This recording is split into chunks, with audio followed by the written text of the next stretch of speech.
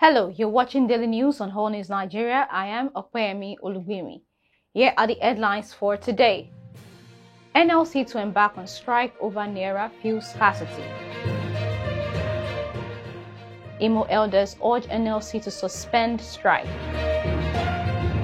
Saturday's election not a do-or-die affair, says INEC.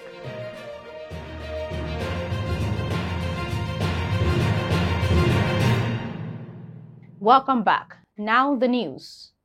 The leadership of the Nigeria Labour Congress has issued a 7-day ultimatum to the federal government to end the Naira scarcity in the country. The Labour Union threatened to go on strike if the issue was not resolved at the expiration of the ultimatum. The president of the Nigeria Labour Congress, Joe Ajaero, gave the ultimatum on Monday in Abuja at the opening session of the Central Working Committee meeting of the Labour Union. Ajaero, who frowned at the hardship being faced by Nigerians following the Naira redesign policy of the federal government, warned that on the expiration of the 7 days, workers will be directed to stay away from work if nothing was done to ameliorate the situation. The NLC is giving the federal government of Nigeria and the agencies of government, including the Central Bank of Nigeria and other banking institutions, 7 working days to address the issue of the cash crunch. If they fail to do this, at the expiration of the 7 days, Congress is directing all workers in the country to stay at home. Ajaero also condemned the fuel scarcity in the country, lamenting that workers and Nigerians were being pushed to the wall. However, deposit money banks have begun to ration disbursement of old 1,000 Naira and 500 Naira notes to their customers, and uncertainty over whether the Central Bank of Nigeria will release the old notes in its custody. This came about 24 hours after the CBN Governor, Godwin Emefiele, announced that old 1,000 Naira, 500 Naira and 200 Naira notes remained in legal tender. But despite the CBN statement on Monday night, the Nigeria Labour Congress on Tuesday insisted on the 7-day ultimatum it gave the federal government to end the cash crunch. Meanwhile, the leadership of the Imo State Council of Elders has urged the Nigeria Labour Congress to suspend its ongoing industrial action in the state. The NLC has since last week embarked on a strike action in the state, saying that it was protesting against the state's government anti-labor policies.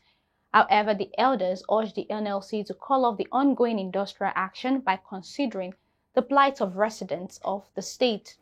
I don't want additional hardship on my people, politics or no politics. So I want to call every stakeholder to order, to understand where governance is required and where politics should be played.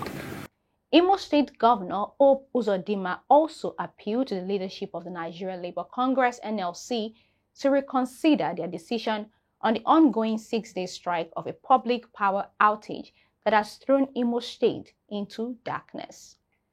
Finally, on the news, the Independent National Electoral Commission (INEC) has renewed call on political parties to consider the Saturday's governorship and state houses of assembly election as a contest and not a war.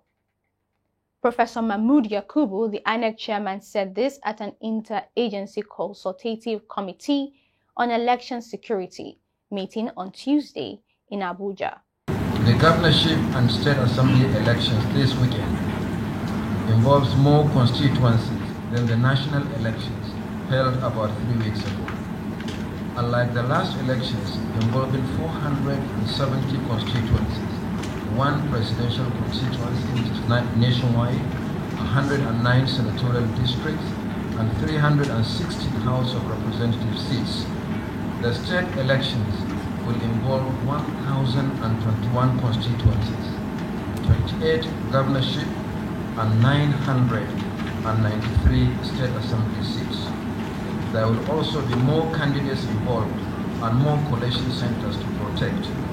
These are also local elections involving keen contests. It is therefore important for parties and candidates to speak to their agents and supporters to see the elections as a contest and not war. Mr. Yakubu urged political leaders to refrain from acts that may mar the election or compromise the security of INEC personnel, observers, and other stakeholders. Mr. Yakubu said that INEC looked forward for an improved performance in the Saturday's election. And that's it on the news. You can follow us on all social media platforms displayed on the screen. I am Okweyemi Olugbemi. Do have a lovely day.